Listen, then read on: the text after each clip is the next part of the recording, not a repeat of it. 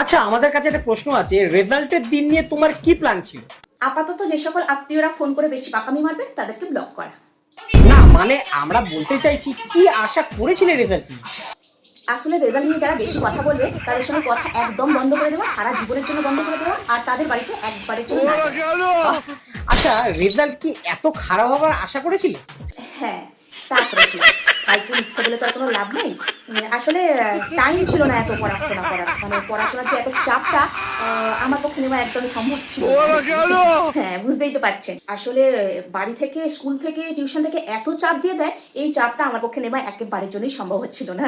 ও আচ্ছা আচ্ছা, মানে পড়াশোনার পাশাপাশি অন্য কিছু তো নিশ্চয়ই পারদর্শী তুমি। আসল কথা, এইসব চাপ থেকে নিজেকে একটু বাঁচাতে রিস্ক দেখতে হতো। হ্যাঁ, এখনকার বাবা মায়েরা এসব বুঝবে না। এখনকার বাবা মায়েরা যদি এরকম বুঝতো তাহলে আমাদের মতো স্টুডেন্টদের এত চাপ দিত না, এত চাপ আমাদেরকে এত হতো না।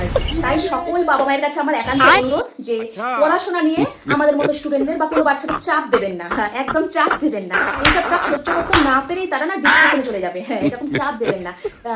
তাদেরকে ইন্সপায়ার করুন যে রিলস দেখতে হবে, রিলস দেখার জন্য তাদেরকে আগ্রহ করুন যে রিলস দেখো, কারণ এত চাপ না মানে নিতেই পারবে না।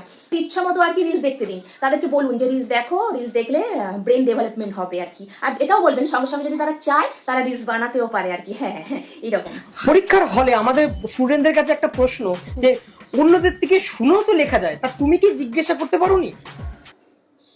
না না না না না না, ওসব করি না, ওসব আমি করি না। নিজের ক্ষমতায় যেটুকু পারবো ওটুকুই করবো। নিজের ক্ষমতাতে করতে আমার ভালো লাগে। আসলে নিজের ক্ষমতাতে আমি টুকলি করে নিয়ে গেছিলাম ইতিহাস পরীক্ষার দিন বলে, সেটা আসেনি। আর কি করা যাবে, আর কিছু করার তো নেই না। হ্যাঁ, কিন্তু যা করেছি আমি নিজের ক্ষমতাতে করেছি। হ্যাঁ, নিজের ক্ষমতায়। আচ্ছা, কারোর থেকে কি কিছু জানতে পারলে না পরীক্ষার হলে? আসলে বন্ধুগুলো পরীক্ষার হলে কালা হয়ে যায়, মানে কালার বাচ্চা হয়ে যায়। ওদেরকে যতই ডাকি পরীক্ষার হলে, পরীক্ষার হলে ওরা শুনতে পায় না।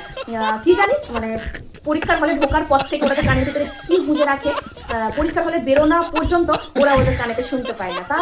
তাই আর কি, মানে বুঝতেই তো পারছেন, অত কাউকে জিজ্ঞেস করা হয়নি। তাই আর কি ওদের থেকে শুনে কিছু লিখবো এটা আমি আশা করিনি। আর এমনিতেও ফেল হবো আমি জানি, আর অমনিতেও ফেল। তো শুধু শুধু স্যার ম্যাডামের কাছে শুধু শুধু নিজের ইমেজটা খারাপ করে কোনো লাভ নেই আর কি, আমি এটা মনে করি। দেখ, তোমার সাথে কথা বলে খুব ভালো লাগলো। ধন্যবাদ ধন্যবাদ ধন্যবাদ। ঠিক আছে, আসি।